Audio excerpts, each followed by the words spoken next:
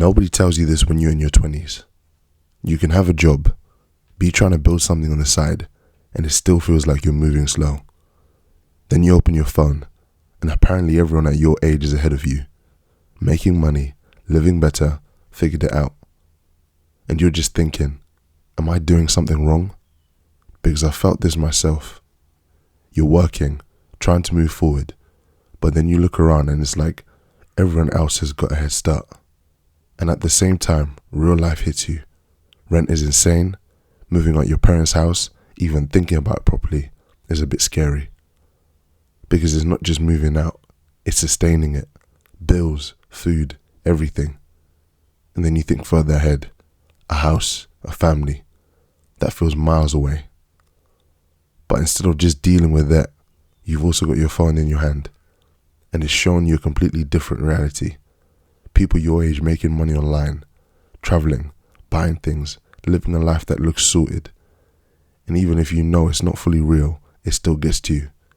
Because it makes you feel like you're behind. But here's what I realized. You don't feel behind because you actually are. You feel behind because you're comparing your life to highlights from hundreds of different people. No one is living that life you see online.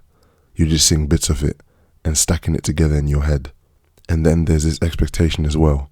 Like in your 20s, you're supposed to have it all figured out, know what you're doing, have direction, have money coming in, be confident. And if you don't, you feel like you're behind.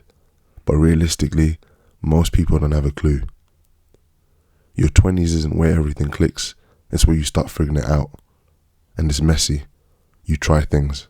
They don't work. You adjust. That's normal. The real danger isn't being behind. It's thinking you are and letting that stop you.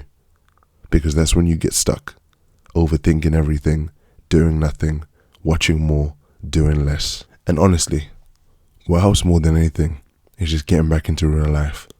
Less time on your phone, more time outside, speaking to people, being around friends and family if possible.